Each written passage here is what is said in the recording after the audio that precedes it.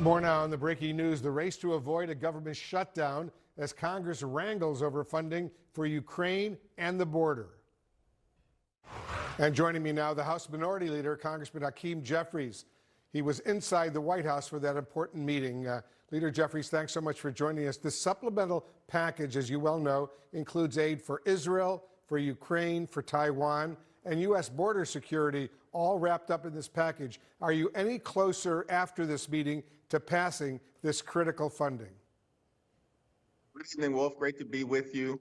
I'm very thankful that President Joe Biden convened the legislative leadership from both sides of the aisle and both sides of the Capitol talk about America's national security interests, which include making sure that we are there for democracies like Ukraine and Israel, as well as, of course, our allies in the Indo-Pacific, while at the same time providing humanitarian assistance to Palestinian civilians who are in harm's way through no fault of their own, and other civilians who are in conflict zones throughout the world.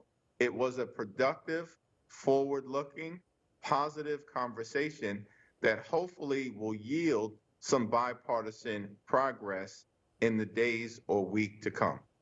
We will find out fairly soon, I'm sure. CNN has learned, Leader Jeffries, that the House Speaker, Mike Johnson, told Republicans the version of this bill being negotiated in the Senate right now is, in his words, dead on arrival in the House. Did anything in this meeting today over at the White House with the president change that?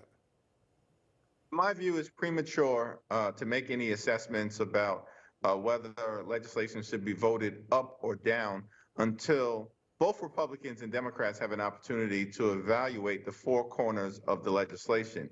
It is clear, and the central focus of the meeting at the White House was the urgent need to support the Ukrainian war effort so that our allies can continue to push back against Russian aggression.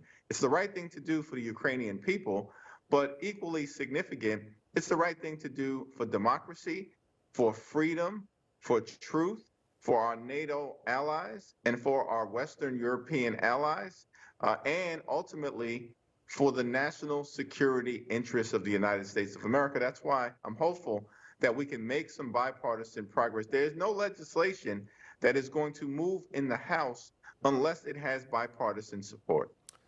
Did President Biden, Leader Jeffries, make any further concessions to Republicans on the sensitive issue of immigration?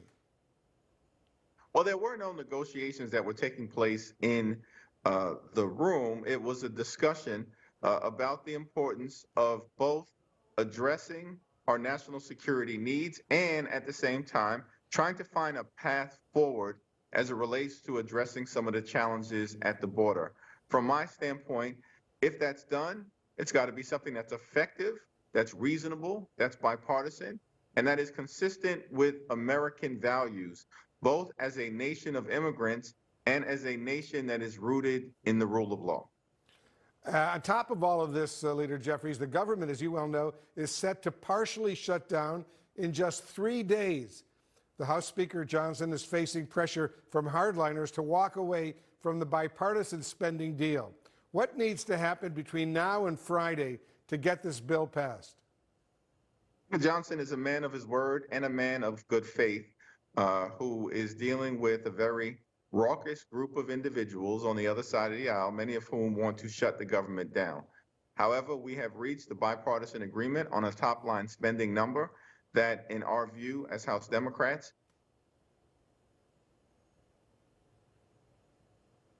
appropriators are now in the process of negotiating those spending bills. On the Democratic side, we're in very good hands with Rosa DeLauro, and we are going to work to reach agreement in a way that funds the government in a manner consistent with providing for the health, the safety, and the economic well-being of the American people. Yes. And I'm confident that we are going to be able to avoid a government shutdown. It's critically important. At the same time, though, a single senator could slow this process down big time and threaten a government shutdown. Did the president wait too long to bring the congressional leadership from the House and the Senate, Democrats and Republican, to the White House? Not at all. I'm very confident that we are on track in the Senate and, of course, in the House. to make sure that the bipartisan continuing resolution that has been negotiated and signed off on by all four corners of the Congress is going to be able to be enacted into law by the end of the week and avoid the partial government shutdown that might otherwise kick in on January 19th. Democratic leader Hakeem Jeffries of New York, thanks as usual for joining us. I know this is a very busy day. Thank you.